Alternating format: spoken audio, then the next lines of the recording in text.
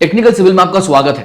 THDC India limited ये एक mini रत्न PSU है और इंडिया के पावर सेक्टर में one of the leading company है। इस कंपनी द्वारा सिविल इंजीनियर्स के लिए कुछ खास रिक्रूटमेंट किए जा रहे हैं। इस वीडियो में हम उन्हीं रिक्रूटमेंट्स की बात करेंगे, इसलिए इस वीडियो को आखिर तक बिना स्किप के जरूर देखिएगा और अगर आपको ये वीडियो पसंद आए तो इसको लाइक और शेयर भी कर दीजिएगा। तो जैसे आप देख सकते हो फिलहाल आपकी स्क्रीन के ऊपर टीएचडीसी का ऑफिशियल करियर पेज ओपन है। इस करियर पेज की लिंक आपको इस वीडियो के नीचे डिस्क्रिप्शन बॉक्स में मिल जाएगी, वहां से आप इस करियर पेज को इजीली ओपन कर पाओगे। तो इस करियर पेज पे जैसे आप आओगे वैसे आपको न्यू जॉब ओपनिंग्स का एक ऑप्शन दिखेगा। इसके नीचे एक टेबल है और टेबल में सेकंड नंबर पे एक नोटिफिकेशन है जिसका नाम है recruitment of engineers on fixed term basis in different disciplines of civil, electrical, mechanical and specialised branch. तो हमारा फोकस यहां पर सिविल पर रहेगा।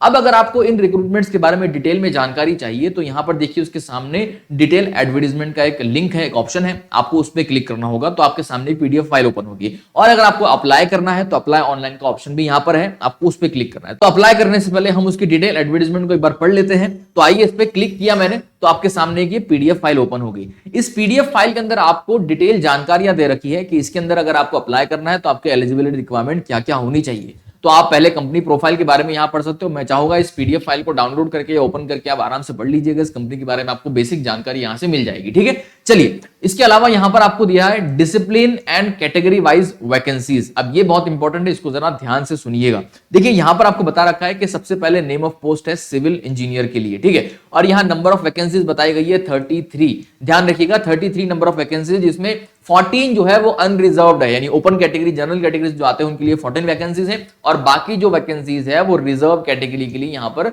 दे दी गई है, ठीक है। चलिए, उसी के साथ साथ यहां पर और एक है स्पेशलाइज्ड ब्रांच जो कि मास्टर डिग्री होल्डर्स के लिए है। ये जो ऊपर की वैकेंसी है 33, ये बीटेक या बीई होल्डर्स के लिए है और जो सिविल इंजीनियर फ्लूइड मैकेनिक्स में है ये मास्टर डिग्री होल्डर के लिए, ठीक है। तो आपको ये ध्यान रखना चाहिए। चलिए, उसके आगे अब ये वैकेंसी की बात हो गई। अब बात करते हैं एलिजिबिलिटी क्राइटेरिया की कि एलिजिबिलिटी क्राइटेरिया आखिर क्या है। तो नेम ऑफ पोस्ट की अगर बात करें पहले सिविल इंजीनियर्स के लिए, तो एसेंशियल क्वालिफिकेशन में आपके पास एक फुल टाइम रेगुलर बैचलर्स की डिग्री होनी चाहिए सिविल इंजीनियर के अंदर, यानी बी बीटेक या बीएससी इंजीनियरिंग के अंदर आपकी सिविल इंजीनियरिंग में एक कंप्लीट 4 ईयर की डिग्री होनी चाहिए। और उसके अंदर आपको आगे बताया गया है कि AICTE with not less than 60% marks और इक्विवेलेंट सीजीपी, यानी आपके 60% से कम मार्क्स नहीं होने चाहिए और आपने जहां पढ़ाई की है वो AICTE के द्वारा अप्रूव्ड यूनिवर्सिटी या इंस्टीट्यूट हुआ होना चाहिए। ये आपको ध्यान रखना है। उसके साथ यहां पर जो इंजीनियरिंग डिसिप्लिन मांगा गया है वो सिविल इंजीनियरिंग में आपकी डिग्री होनी चाहिए और आपको एक्सपीरियंस के कॉलम में बताया गया है कि post qualification experience of 1 year, ध्यान रखिएगा, पोस्ट क्वालिफिकेशन एक्सपीरियंस ऑफ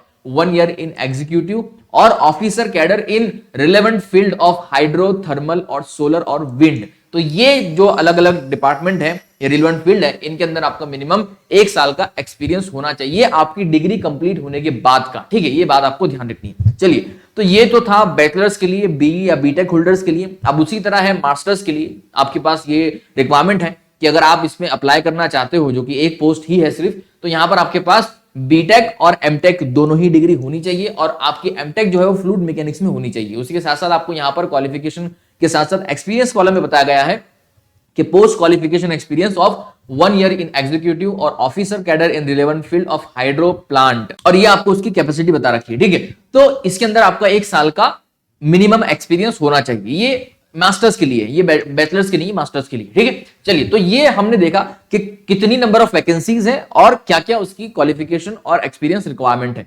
अब बात करते हैं आगे कुछ और डिटेल्स की जो आपके लिए जानना और भी जरूरी है। अगर आप एक रिजर्व कैटेगरी से आते हो तो आपके लिए रिलैक्सेशन एंड कंसेशन वगैरह का ये पूरा सेक्शन है, आप चाहो तो इसको आराम से पढ़ सकते हो। उसी के साथ यहां पर आपको आगे बताया गया है सिलेक्शन प्रोसेस के बारे में कि आपका सिलेक्शन कैसे होगा।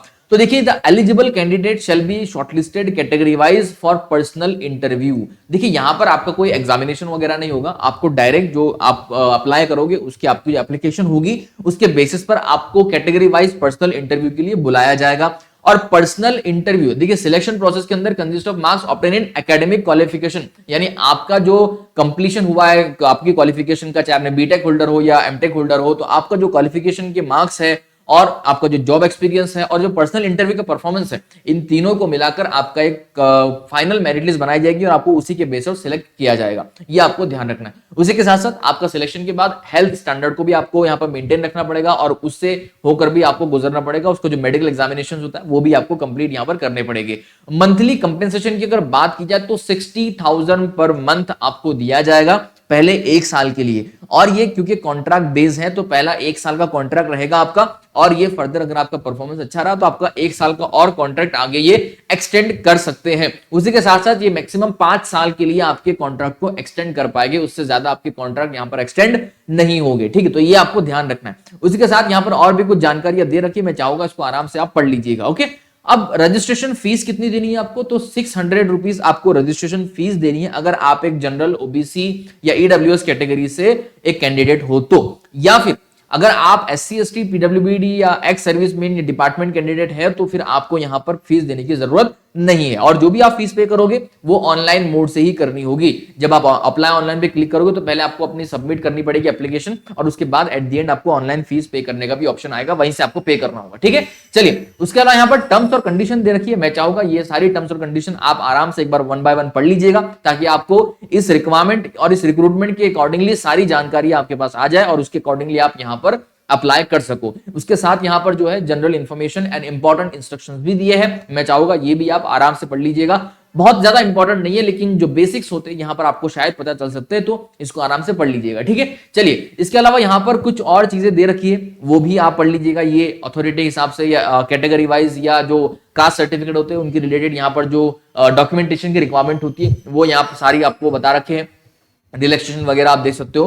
तो ये सारी जानकारी आपको दे रखी है, आराम से आप पढ़ोगे तो आपको समझ में आ जाएगा। लेकिन अगर इस पूरी रिक्रूटमेंट के अंदर या इन पूरी वैकेंसीज के अंदर आपको कहीं कोई प्रॉब्लम है डॉक्यूमेंट को लेकर, एप्लीकेशन को लेकर, तो आप इनके दिए गए कॉन्टेक्ट पर संपर्क कर सकते हो और आप वहां से सहायता हासिल कर सकते हो। ये उनका ईमेल एड्रेस है और ये उनके फोन नंबर से आप यहां पर कॉल कर सकते हो, Monday to Friday between 10 AM to 5:30 PM। ठीक है, तो ये आप यहां से अपनी क्वेरीज को सॉल्व करवा सकते हो। चलिए उसी के साथ यहां पर आपको इंपॉर्टेंट डेट्स के टेबल दे रखा है, मैं चाहूंगा आप इसको ध्यान दीजिएगा, नोट कर लीजिएगा।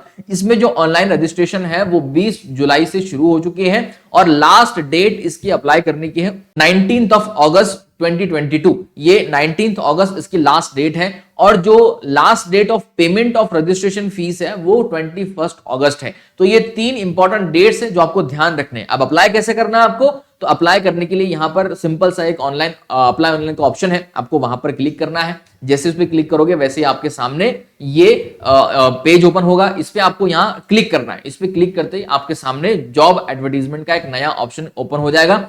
अब यहाँ डिटेल एडवर्टीजमेंट तो हमने पढ़ ली है, तो आपको अप्लाई ऑनलाइन पे अगर देखना है कि कैसे करते हैं, पेमेंट कैसे करते हैं, तो ये आप हाउ टू अप्लाई पे क्लिक कर सकते हो, या फिर आप डायरेक्ट अप्लाई करना चाहते हो तो अप्लाई नाउ पे क्लिक कीजिए। और यहां पर अगर आपको बताया जा रहा है कि आप अगर ऑलरेडी यहां रजिस्टर्ड हो तो यस लिखो और नेक्स्ट करो, अगर नहीं हो तो नो लिखकर नेक्स्ट करो। तो आपको ये प्रोसेस आगे फॉलो करनी है और उसी तरह से जो भी डिटेल्स यहां पर मांगी गई है वो आपको फिलअप करके आगे इसको सबमिट करना है। ठीक है, तो ये था टीएचडीसी की तरफ से सिविल इंजीनियर्स के लिए फ्रेश रिक्रूटमेंट। उम्मीद है आपको सारी जानकारी यहां मिल गई होगी। अगर कुछ जानकारी रह गई है तो आप उनके दिए गए कॉन्टेक्ट डिटेल्स पर संपर्क करके उनसे जानकारी हासिल कर सकते हो। ठीक है, इसी तरह से और भी ढेर सारी अपडेट्स हम आप तक पहुंचाते रहेंगे, इसलिए आप हमारे यूट्यूब चैनल के साथ बने रहिएगा। मिलते हैं अगले वीडियो में, धन्यवाद।